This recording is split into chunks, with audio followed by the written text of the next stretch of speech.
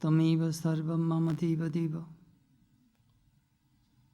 O Lord, thou art my father, thou art my mother, thou art my friend, thou art my companion, thou art my wealth, thou art my all in all, O Lord.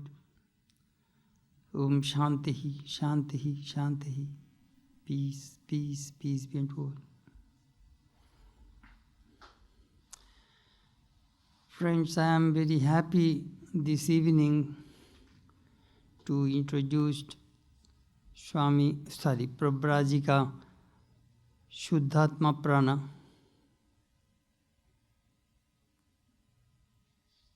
She was originally from St. Louis. Then she went to India and became a nun. She was the member of our Vedanta Society of St. Louis for many years. She is a disciple. She was a disciple of Swami Shatprakashananda, who founded this Vedanta Society.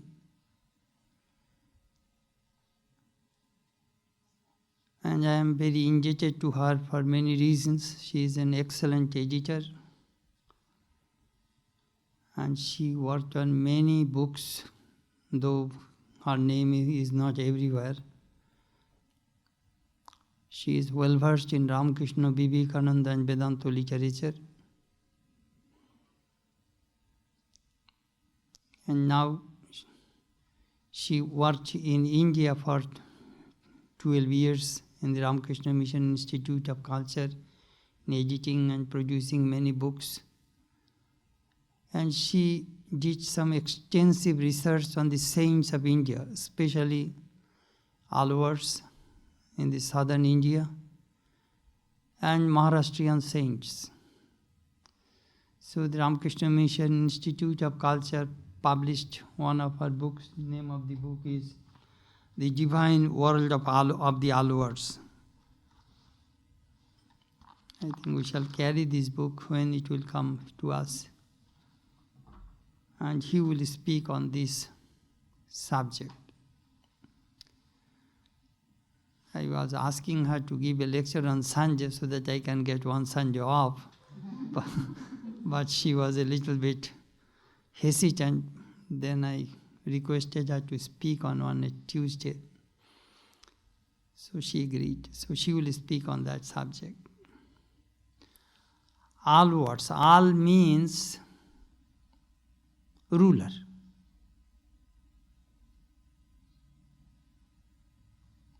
Alwars means the rulers. Al means rule. War means doer, karta. Alwars means he who rules. Who rules? Well, a president of the United States rules. Napoleon, Hitler, so many people ruled. They come and go. They are not real rulers. Who rules? The sun, the moon, the air, the water, this whole universe. Who rules? Alwar.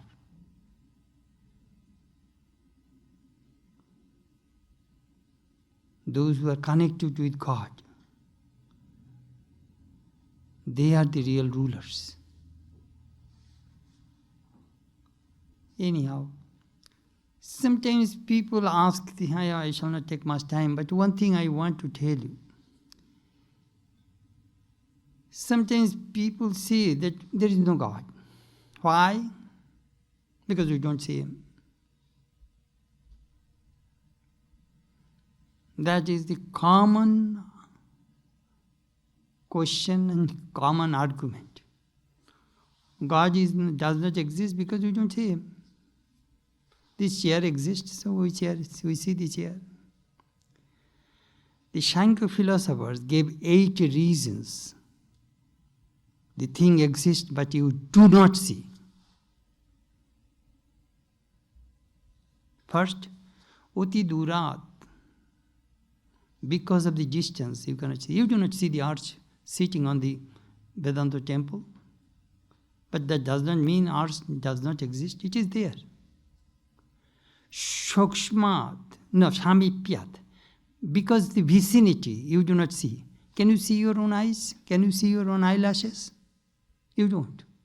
But they are there. Oti durat samipyat indriya abhaghatat. Perhaps you are blind. The wall exists, you do not see it. Mano anavasthanat, because you are unmindful, so you do not see. Shokshmat, because it is very subtle. There are so many microbes in the air, you do not see it. But perhaps through microscope you can see many things which you cannot see with your open eye, with these open eyes.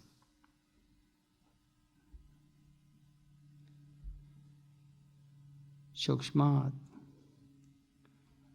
Vyabodhanat. There is a stove in the kitchen, you do not see it because the wall barrier. Obhibhavat. There are so many stars in the sky, you do not see it when the sun rises. That does not mean the stars are not there. You see the stars at night time.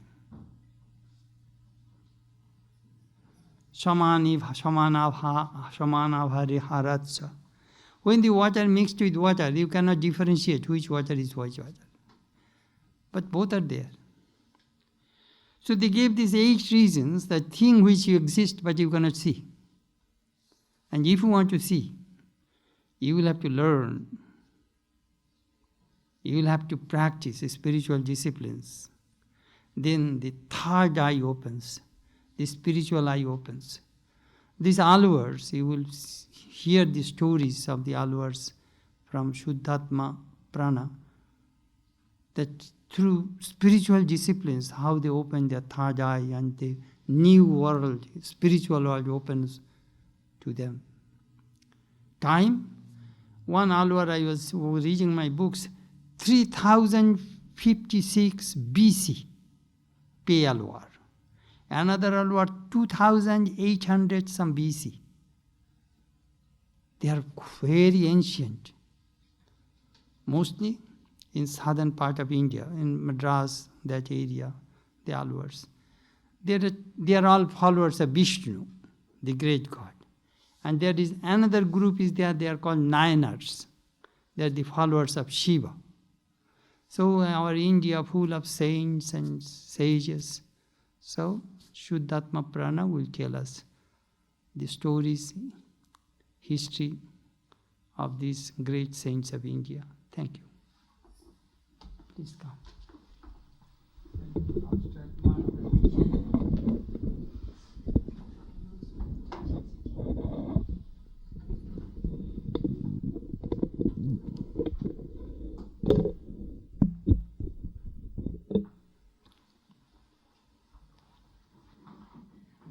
Swamiji was saying that. Okay. Swamiji was saying that giving the dates of some of them is 3000 BC or something. This is according to legend, actually. They found that the Alwars actually lived between the 6th and 9th or 10th centuries AD.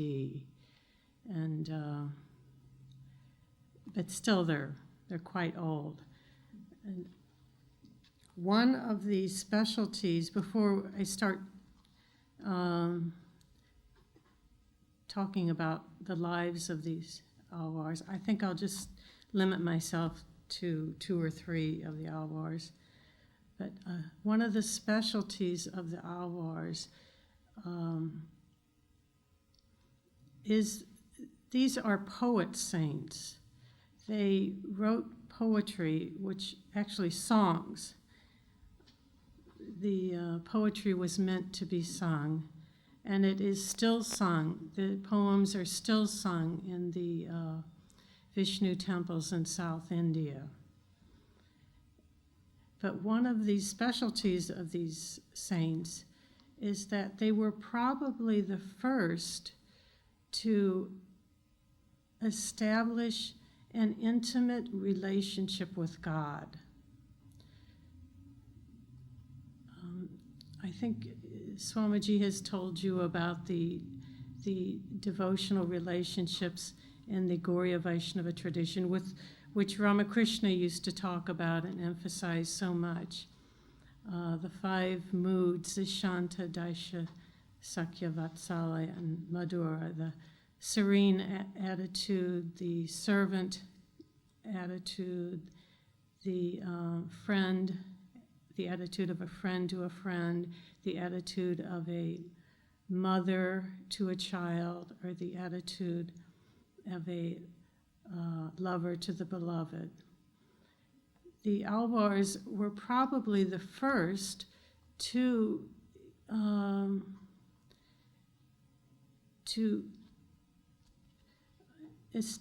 have these relationship with God, to write songs about their relationship with God. Another thing, before this, songs were written in praise of God. And sometimes they would praise Hanuman's relationship with Rama, or in South India there's no Radha, but they consider Napanai to be a gopi wife of Krishna.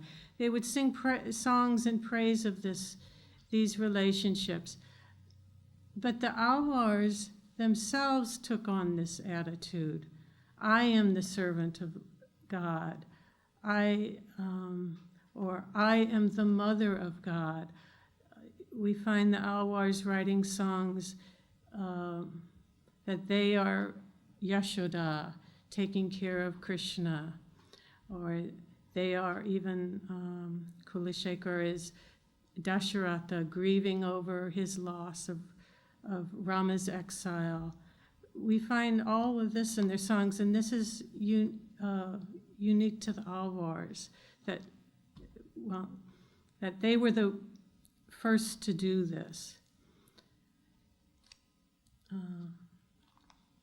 I think I'll start with Andal. There are 12 Alwars, 11 of whom are men, and 1 is a woman. Andal is the only woman among them. She was actually found in a Tulsi grove, like Sita was found in the pasture, the field by Janaka. Andal was found in a Tulsi grove by Alwar, who was himself a recognized saint at that time. He was honored by the king of Madurai because of his great devotion. He inspired the king of Madurai to have love for God. And Alwar, the adopted father of Andal, at first he was a priest in this small village of Srivilliputra. He took care of the temple there, a temple to Vishnu, and he considered himself the servant of God. He did the worship, and he would make garlands of flowers every day, the sandal paste, everything he would make for the Lord, and worship the Lord in this village of Srivilliputra. And it so happened he was a Brahmin, but he was not a learned Brahmin. He didn't care for studying the Vedas. He was totally devoted to Vishnu. And that's all he cared about. And once the king of Madurai asked Brahmins to come from different areas to to have a debate. He wanted to find out, what is the goal of life? What do you do in this life to secure your welfare in the future? This was his question. What is the goal of life? So he called a meeting of Brahmins, and they came, and a message was sent out to all the villages around Madurai. And a messenger came to Pravrajika, and at that time his name was Vishnu Chitta. He was known as Vishnu Chitta then, one who has his mind on Vishnu.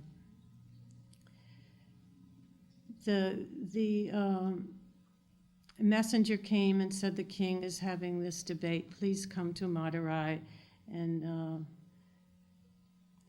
join in the debate.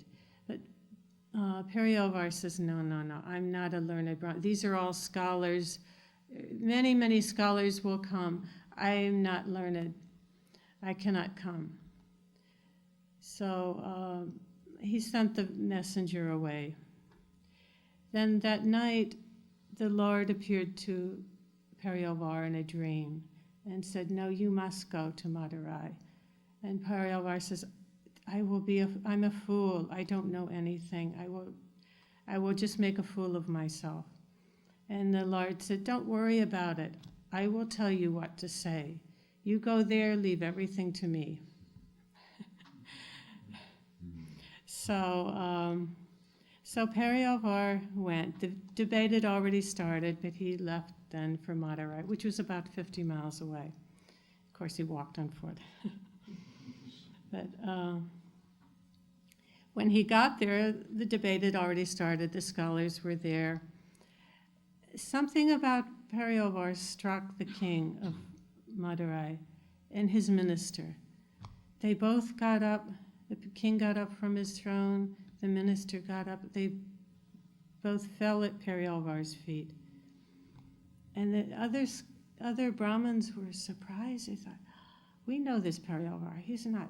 He's no scholar. Why is the king falling at his feet? And so the king leads Pravrajika to the center, and he says, please talk to us. Tell us, what is the goal of life? And so Pravrajika, somehow words came out of his mouth. He was talking, singing the glory of Vishnu.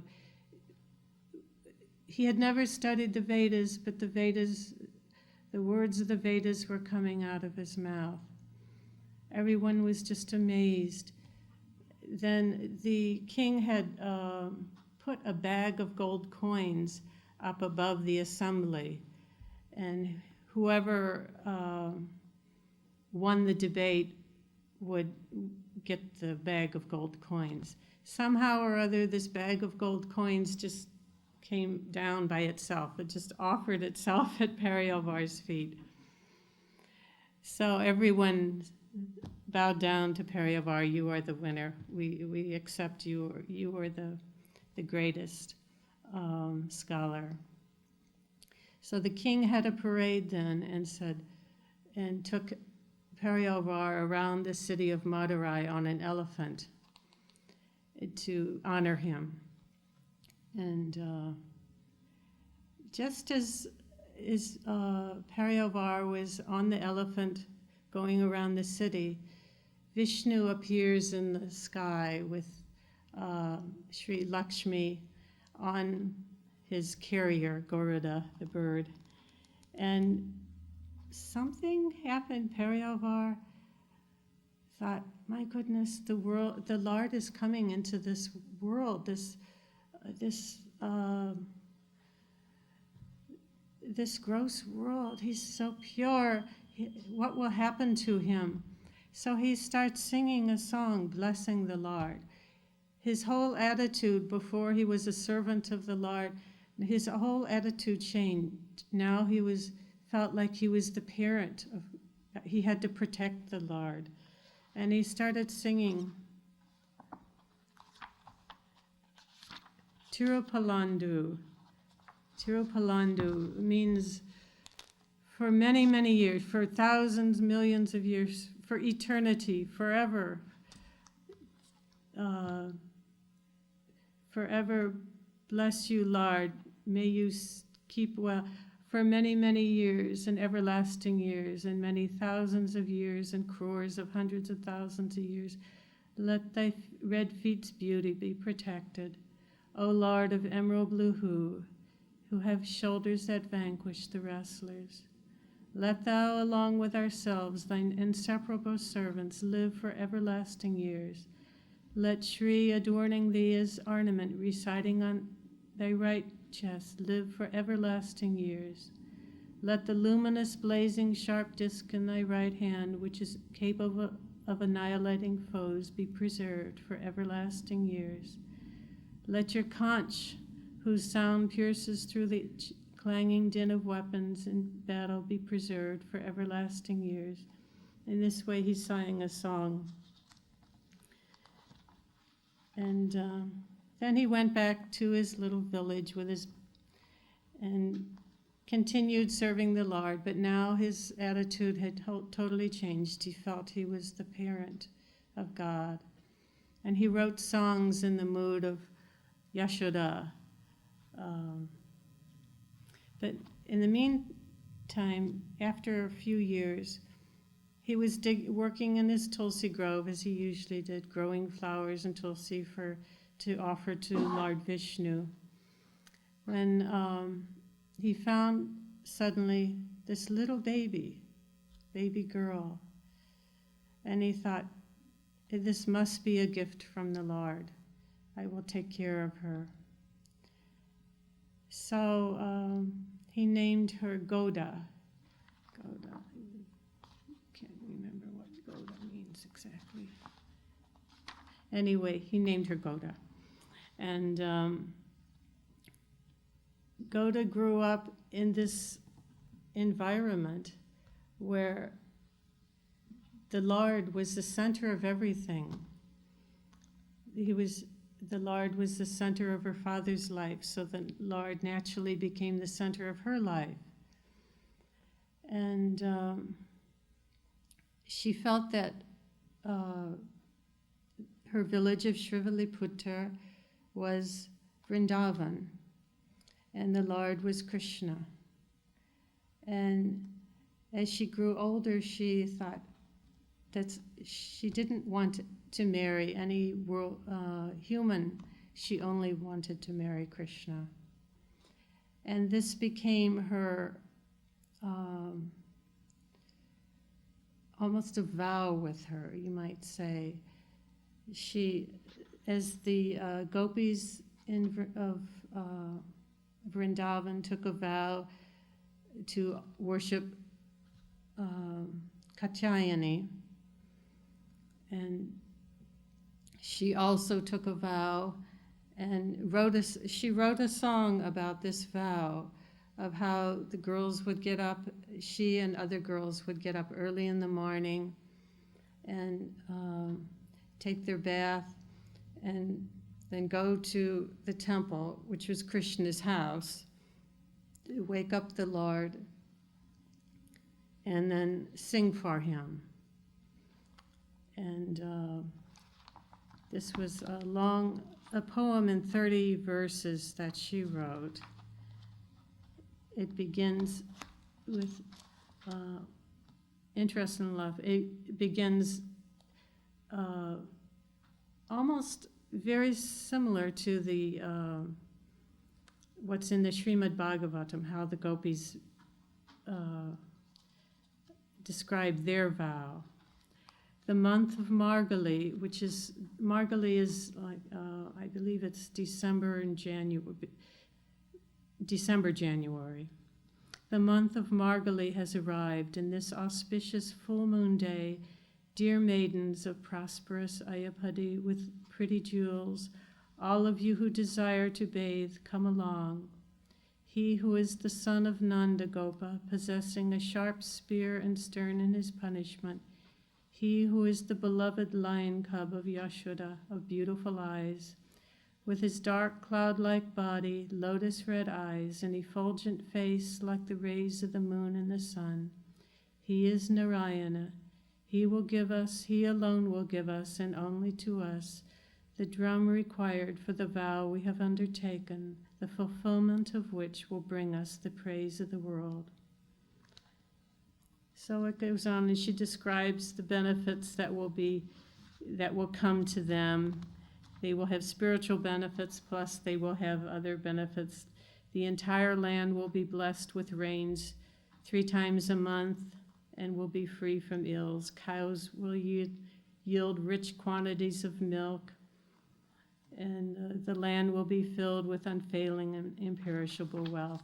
These things, all these will come along with their own spiritual benefit of this. And they go to Krishna's house. This is the song that she has written. And now, meanwhile, she is worrying. She says, will she make a proper bride for Krishna, for Vishnu? So she,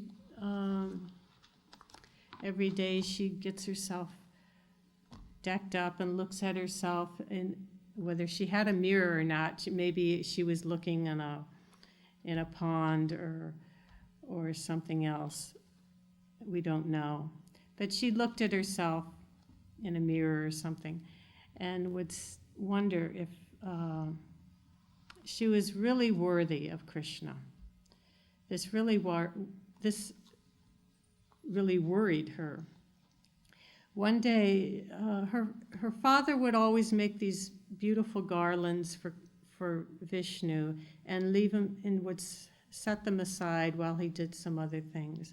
One day she saw this basket of garlands sitting outside, and she thought, let me deck myself with these garlands and see if with a garland on I will be pretty enough for Krishna. So she looked and she thought, yeah. She put the garland on and she thought, yes, I think I look really good. So then she took the garland off and put it in their basket, and her father didn't know. Now this is considered very improper in the Hindu religion, to use something yourself and then give it to the Lord to use. You can use something that the Lord has used first, but you cannot give something to the Lord that you have used. So, but her father didn't know. So day after day she was putting the garlands on and then putting them back in the basket. Now one day her father suddenly noticed, as he was about to offer the garland to the Lord, he notices this hair in the garland. How has this gotten in here? And so he questioned his daughter. He says, do you know anything about this? How has this hair gotten in the garland? And she admitted what she was doing. And she didn't think it was anything right. She was too little then to know that this wasn't the right thing to do. But he scolded her. Said, no, you cannot do this.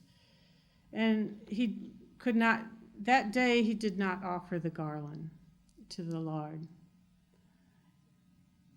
And of course it disappointed him very much. It disappointed him that his daughter did this, and it disappointed him that he couldn't offer the garland. Then that night the Lord appeared to Pravrajika in a dream and said, why didn't you offer the garland today? And Pravrajika said, oh, my daughter put it on. How could I offer a used thing to you? And the Lord said, from now on, I want only garlands which have been worn by her. Her love, her prema, makes them filled with fragrance. Her prema is like perfume. I want only garlands that she has worn. So Periyalvar gave her the name then, Shuddhatmaprana, the consort who wore garlands and then gave them to the Lord. But he gave her another shorter name too, Andal. After that, she was called Andal. So then Andal was thrilled too. The father was thrilled, happy, the daughter was happy. But then after a few years, and she got to the age where Periyalvar thought, what am I going to do? She's now ready for marriage. And so he asked one day, he thought, I better talk to her about this. So one day he came to her and said, it's time that that I find a husband for you. And she said, I will not marry a mortal. I will only marry the Lord. And Periyalvar said, well, Vishnu has many forms. Which form do you like the best? And he started describing different aspects of Vishnu, different forms of Vishnu. And when he came to, now there's a very famous temple north of Madurai called Srirangam. There, the Lord is in a lying position. He's lying on what called the ocean of milk. Vishnu lying on the serpent in the ocean of milk. It's an aspect of Vishnu. It's like he's in his heaven, Vaikuntha. And when Periyalvar started describing the Lord of Srirangam, then Andal said, "This is my Lord. This is who I want to marry." So Periyalvar thought, okay, but then he thought, he was really regretting that he had even brought this up. He thought, what am I going to do now? This is ridiculous. How can I offer my daughter to the Lord of Srirangam? So a few nights later, Periyalvar had a dream, and the Lord of Srirangam appeared to him and said, I know your daughter's desire. You bring her to Srirangam, I shall accept her as my wife. And so the next day, Periyalvar told Andal what the Lord had said in the dream. And meanwhile, the Lord of Srirangam had ordered his priests to send messengers to come and bring Andal to me with all honors. Bring her here in a palanquin, as she will be my bride. So the messengers came from Srirangam with the palanquin, and meanwhile the king of Madurai also found out about it. He sent many, many costly gifts. So Andal came with her father and her father's disciples. Many, many people came. The king of Madurai also came. Everyone came in a procession to Srirangam. And Srirangam is a huge temple, many, many sections to it. You go in one door, then you go in 7 sections it has in it. The temple is representative of a human body, and the innermost section is a representative of the heart. And the innermost shrine is the Lord. So Andal was carried in a palanquin in one section and another until they reached right outside the inner shrine. And they put the palanquin down. And Andal came out of the palanquin dressed as a bride. She went into the shrine, stood next to the Lord, and disappeared. Everyone kept expecting her to come out, and she never came out. And when Pravrajika realized she was gone, he was crying, and the Lord said, finally,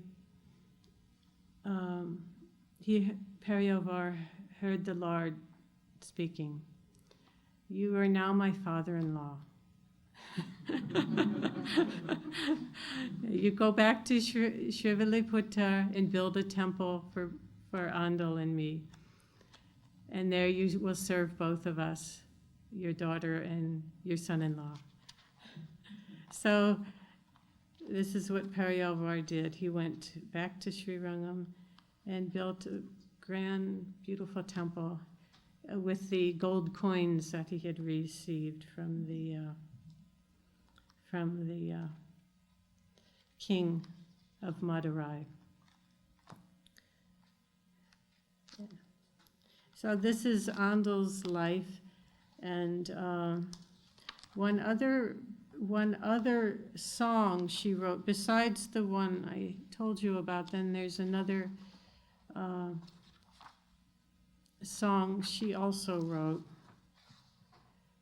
which describes her longing for God. In this one also she takes a vow, but she takes a vow that only in the first beginning part of it, she takes a vow that she will worship the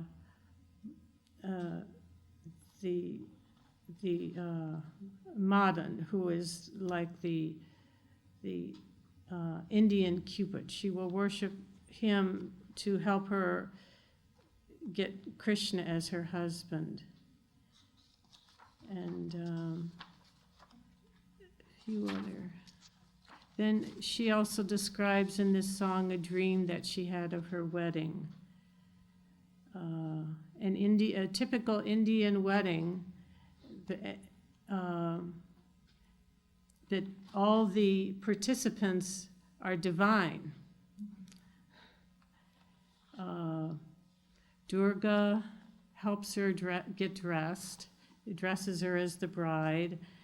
Indra and other deities are guests at the wedding, and they give their blessings.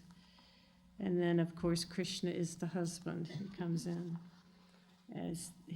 as the husband, as the bridegroom. Then there are other songs where she is describing her pangs of separation when Krishna does not appear to her.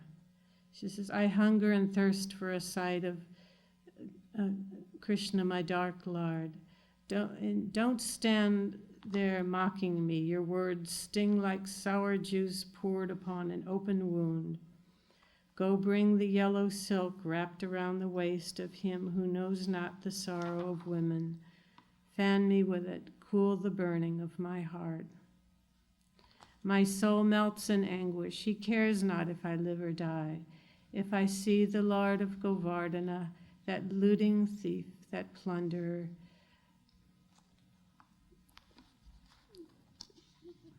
Then she describes all other. She even insults him when he doesn't come. Tells him the Lord whose couch. The Lord is supposed to sleep on a serpent. He is double-tongued, like a serpent has a double-tongue tongue with two things in it, meaning he's a liar. He pretends, he says he will come, but he doesn't come. So then I want to read a few of Pravrajika's songs too, as his, because in his mood of Yashoda. Let's see. here, Yashoda holds Krishna in her arms. In India, it's typical for mothers to carry their little, when the moon is full, mothers will take their little babies out and show them the moon. And here,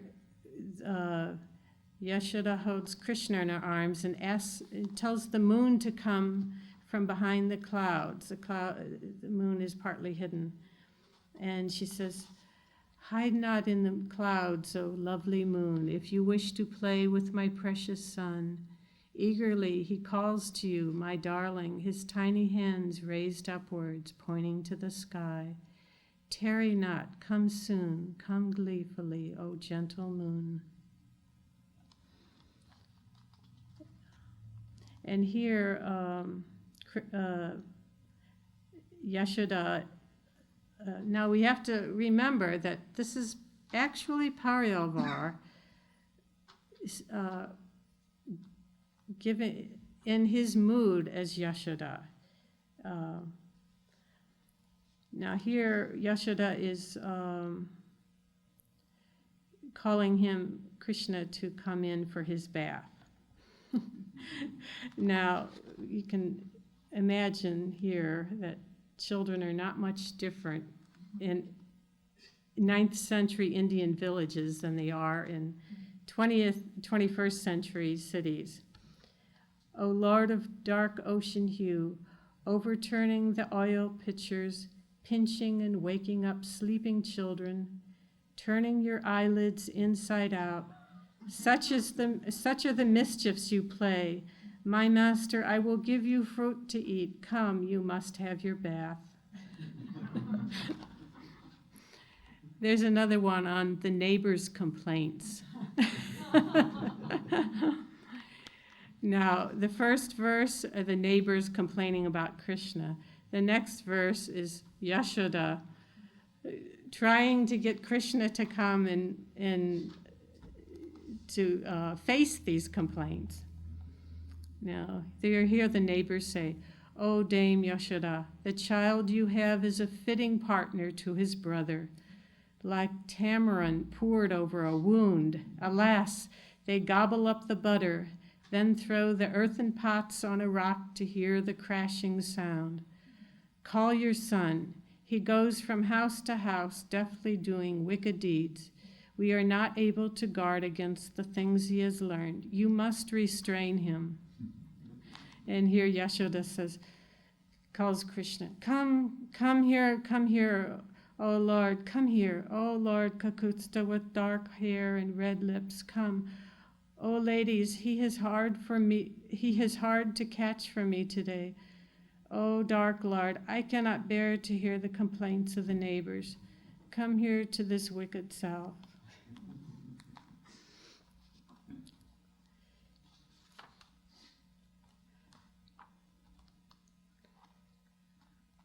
Now he's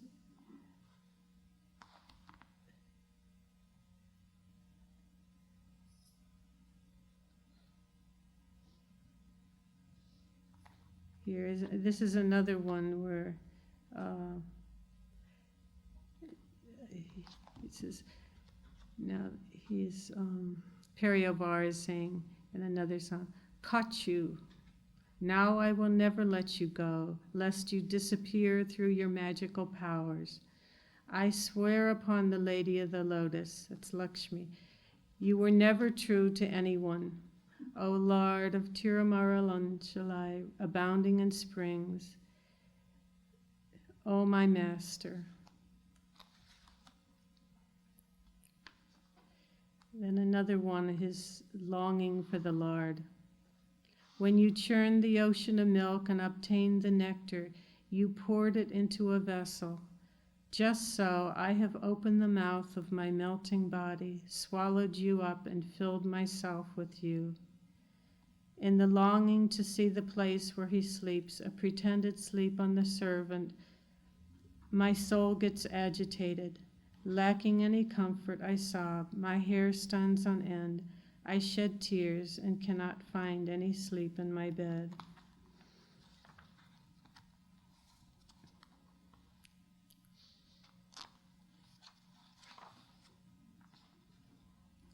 Now, another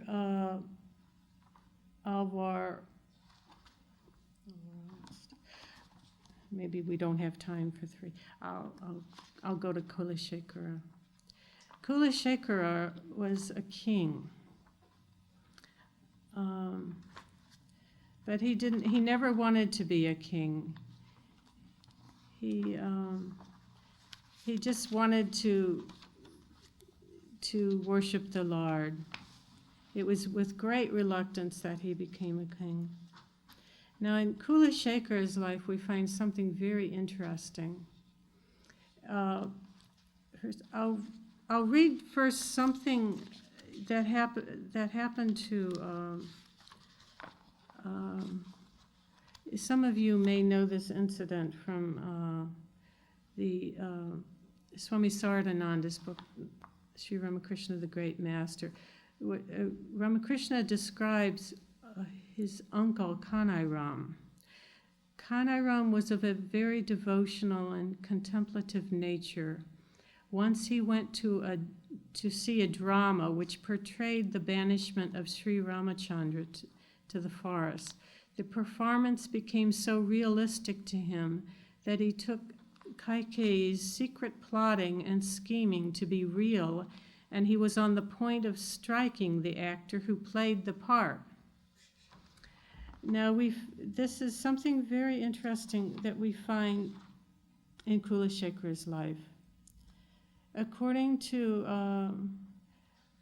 Mircea Eliade, I think that's how he pronounces his name, he says, living a myth implies a genuinely religious experience. To actually immerse yourself in a myth where it becomes real to you. The only way a person can really enter into a relationship with God is to think in terms of the myth. Now, a myth is not necessarily something that's not true.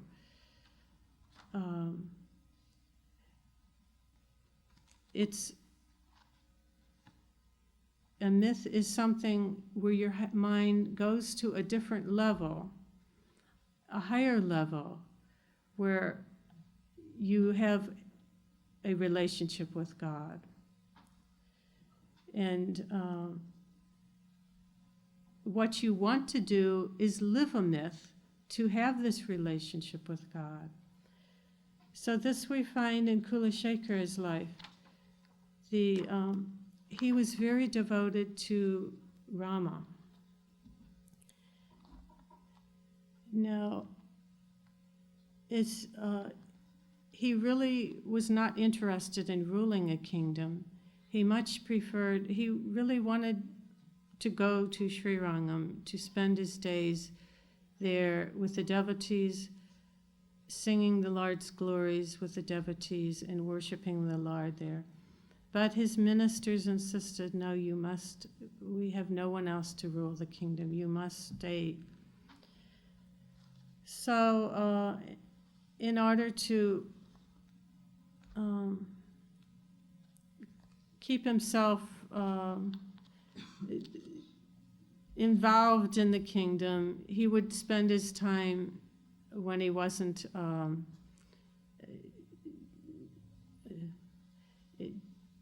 working on, his ruling the kingdom, you might say.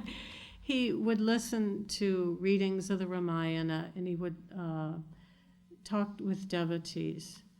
Now, it was a daily habit with him to spend this time listening to readings of the Ramayana. And a part of it was read out every day. When it was read out, when it was finished, then they would start over again and read it again. Now, one day the reading was from the section in which, I don't know if you're familiar with the story of the Ramayana.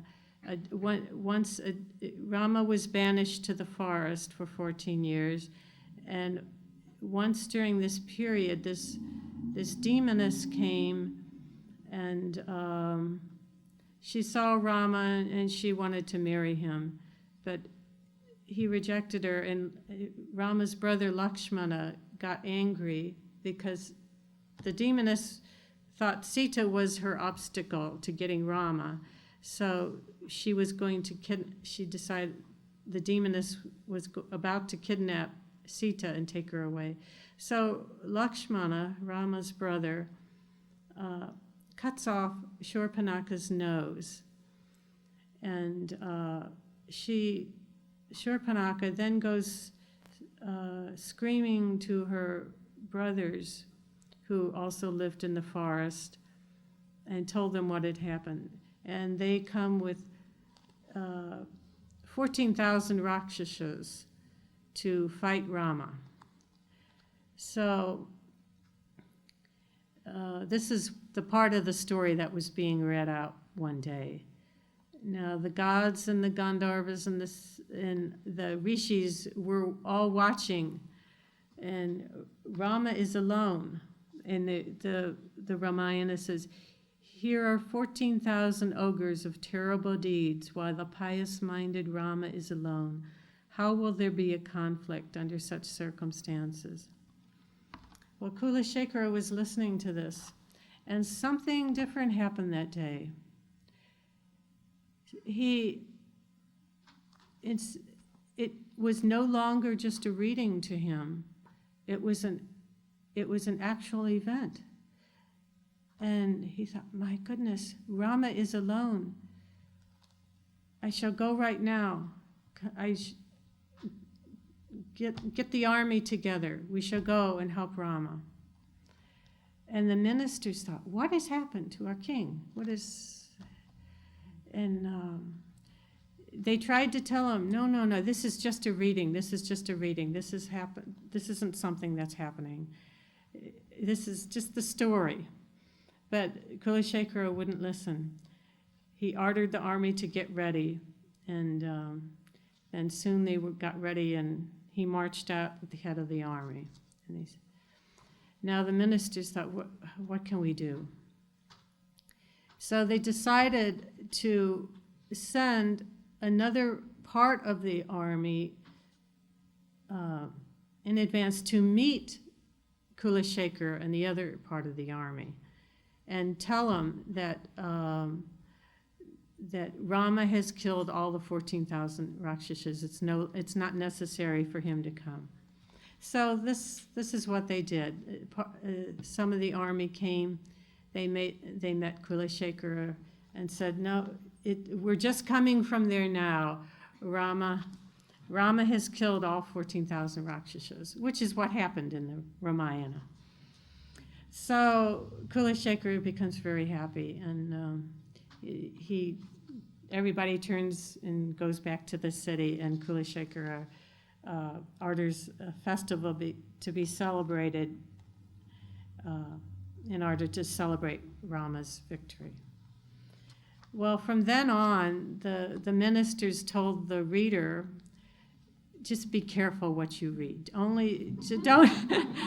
read the sad parts. Just gloss over there and just only read the happy parts.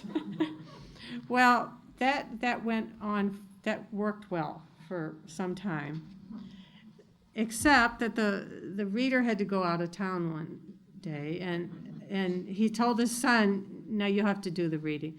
And he forgot to tell his son about this. Well, it so happens the son was reading the part where Ravana kidnaps Sita and takes her to Lanka. And again, Kulashekara, my mother Sita has been kidnapped. I must go get her. I must help Rama. So again, he orders his army to march. And this time the ministers thought, okay, we'll just go. And when he comes to the ocean, he can't do anything. I mean, that's the end of it. But they had underestimated Kulashekara. When he came to the ocean and found there was no way to get across, he just decided to swim. He jumped in the ocean and started swimming. Well, since Kulashekar was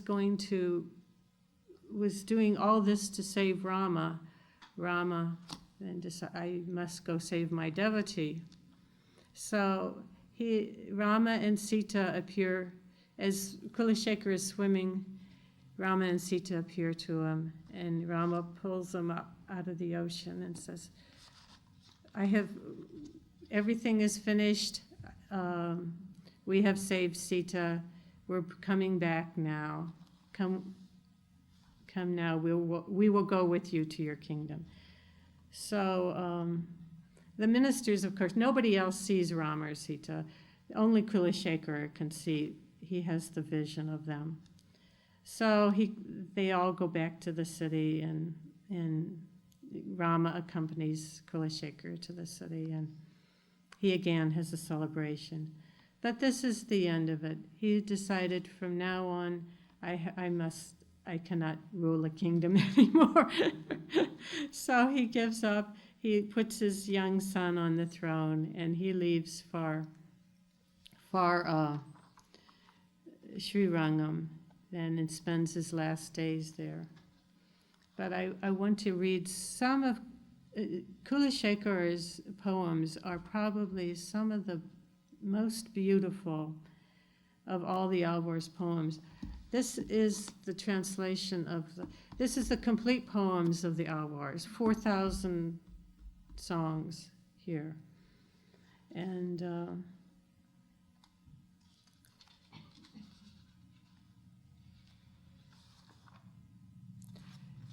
here Kulashekar is describing how he would be anything. There's a very famous temple in South India called Venkateshwara. And here he's singing the glory of this Venkateshwara. And said, O Lord of Venkata, would that I were a step. He would be anything. He would be anything at all at Venkateshwara. Just to be in Venkateshwara is enough. So he would like to be anything. O Lord, would that I were a step at the entrance to your shrine, trodden upon by devotees, by gods and apsaras who crowd to worship you. O Tirumal, who destroys our sins that grow like weeds. Ceaselessly I need to see your lips of coral hue. May I lie as a step upon your threshold. I would be anything at all upon Tiruvenkatam, the golden hill where lives our coral-lipped Lord. Were I to gain the lordship of the heavenly worlds, it moves me not.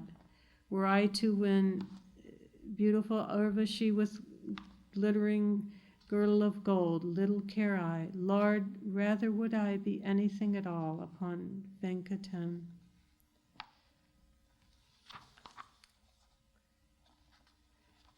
This is another song where there's a simile here, which some of you may recognize from the gospel.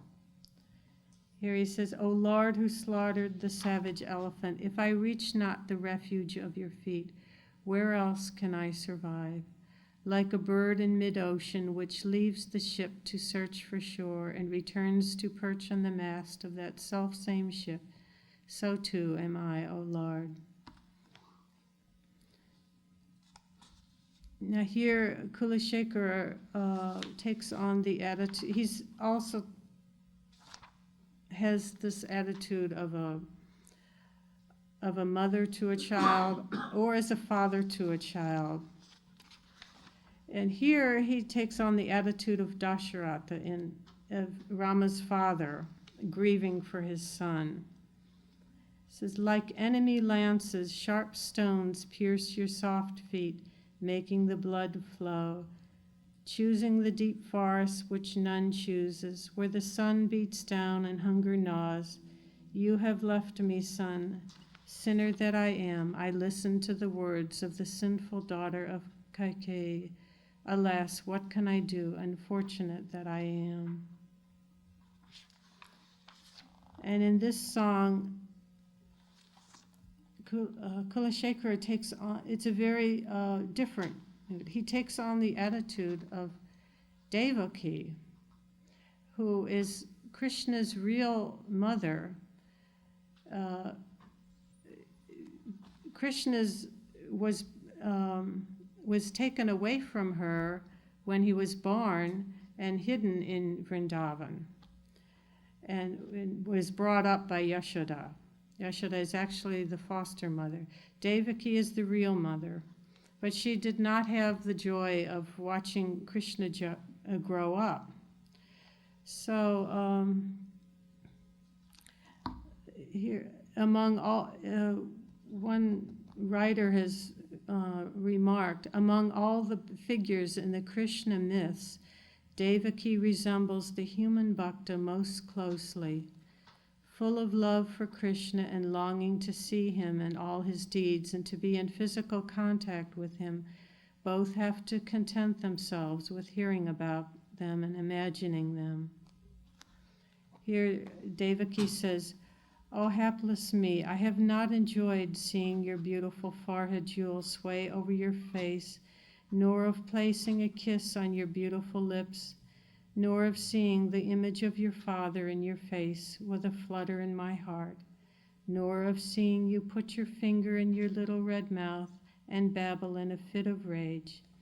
The godly dame Yashoda has received it all. I have not seen you put your tender hands in the butter pot, nor stir the butter and eat it. I have not seen you back away at the sight of the rope used to beat you, nor have I seen the white curd smeared on your red lips, nor the look of fear in your eyes, or your crying, or your sweet little mouth pouting, your pleading look. Yashoda, who saw all of these, knew indeed the peak of joy." Tell that story of the three Alwars.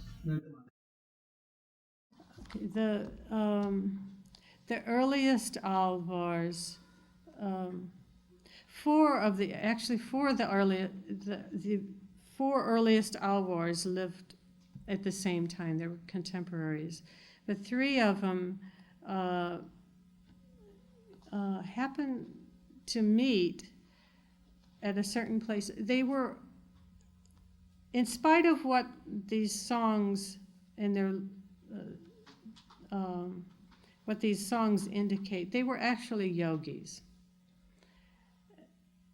There's a lot of deep wisdom in their songs that it doesn't come out in all of the songs, but in some of the songs there's a lot of emphasis on yoga and on the knowledge of God. Now, these first three Alwars were yogis, and their names are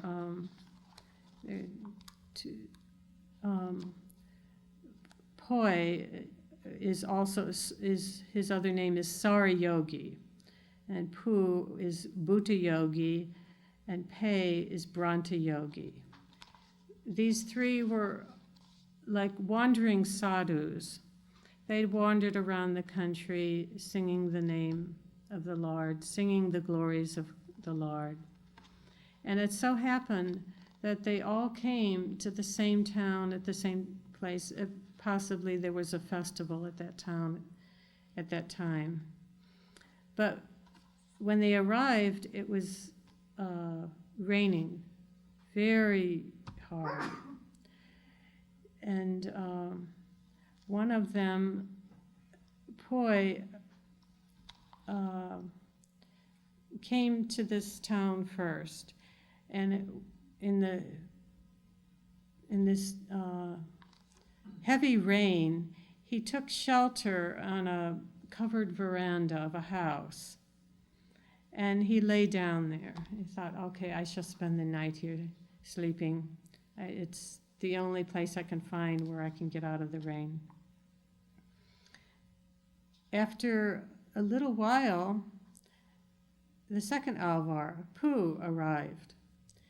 And he looked in and he saw Poi, and he said, "May I come in?" He said, "If one can lie down, then two can sit."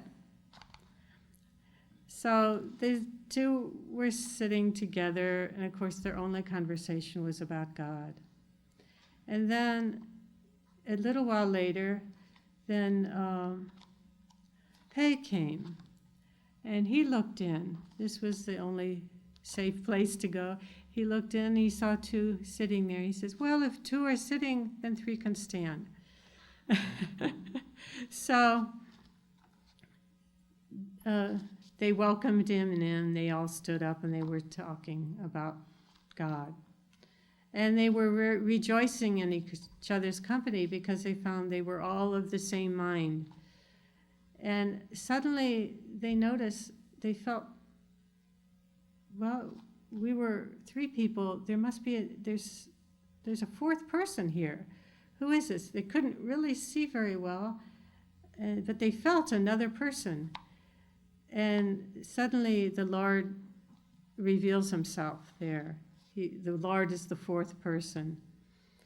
So they all sing a verse. Poi said, "The solid lamp, the solid land, the lamp, its girdling liquid mane, the oil, and the light, the shining sun. Thus I discovered the stealing stranger." The stealing stranger is, of course, the Lord. Then Pooh sang, "With love as the lamp bowl, desire as its oil, with the mind melting in bliss as its wick, I have kindled the lamp, knowledge its light for Narayana."